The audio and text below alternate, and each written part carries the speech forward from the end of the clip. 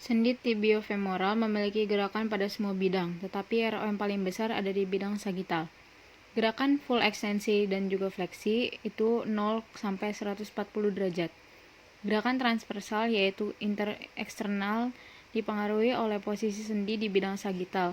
Gerakan dibatasi oleh interlocking condylus tibia dan femur karena condylus medial femur lebih panjang daripada condylus lateral. Rentang gerak rotasi maksimal saat fleksi 90 derajat. Lutut posisi ini bisa melakukan eksternal rotasi 0-45 derajat dan internal rotasi 0-30 derajat. Fleksi di atas 90 derajat, rentang pergerakan ekstensi eksternal rotasi dan internal rotasi menurun karena gerak rotasi dibatasi soft tissue.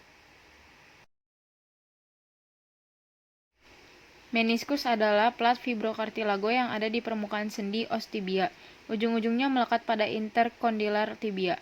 Ligamen coronarium adalah bagian kapsula sendi yang melekat di antara margin meniskus. Ligamen transversum genu adalah ligamen yang melekat di antara tepi depan meniskus. Tepi luar meniskus lebih tebal dan cembung dibandingkan bagian dalamnya. Permukaan atasnya berhubungan langsung dengan condylus femoris. Fungsi dari meniskus sebagai shock absorber dan memperdalam permukaan facies articularis condylus tibialis untuk menerima condylus femoris yang cekung. Meniskus medialis bentuknya semisirkularis, membentuk C dan bagian belakang jauh lebih lebar daripada bagian depan. Konu anterior melekat pada area intercondylaris antar os tibia dan berhubungan dengan meniskus lateralis dengan melalui beberapa serat yang disebut ligamen transversum. Cornu posterior melekat pada area intercondylaris posterior tibia.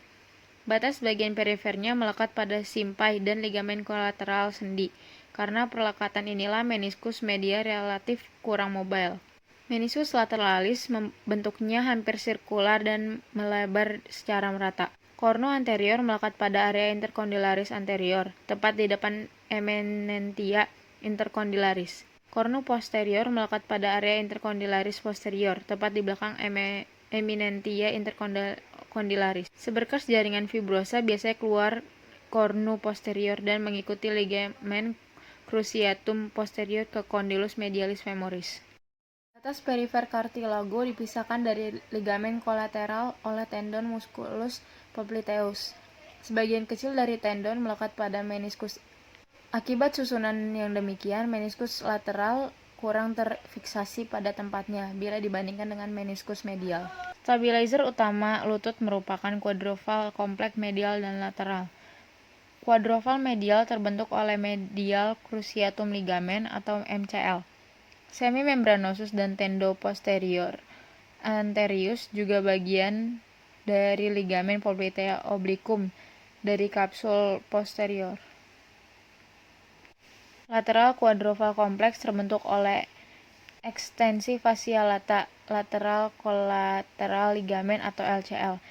Tendo poplitea dan bicefemoris kapsul sendi bagian posterior diperkuat oleh ligamen popliteum obliquum dan semimembranosus.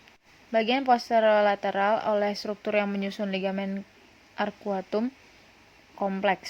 Sisi anteromedial dan anterolateral kapsul relatif tipis tapi diperkuat oleh adanya perluasan retina kolum patella lateral dan medial. Juga pada sisi lateral oleh tensor fascia lata.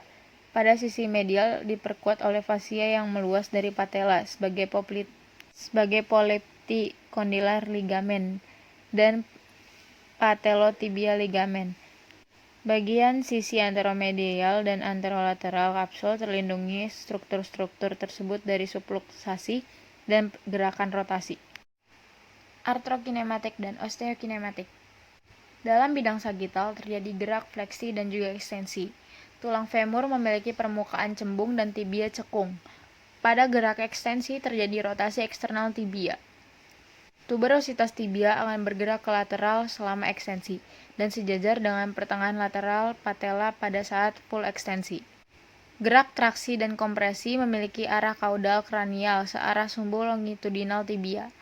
Saat gerak tibia terjadi gerak translasi ke dorsal dan saat ekstensi terjadi gerakan ke ventral. Gerakan translasi medial lateral juga terjadi pada saat fleksi ekstensi.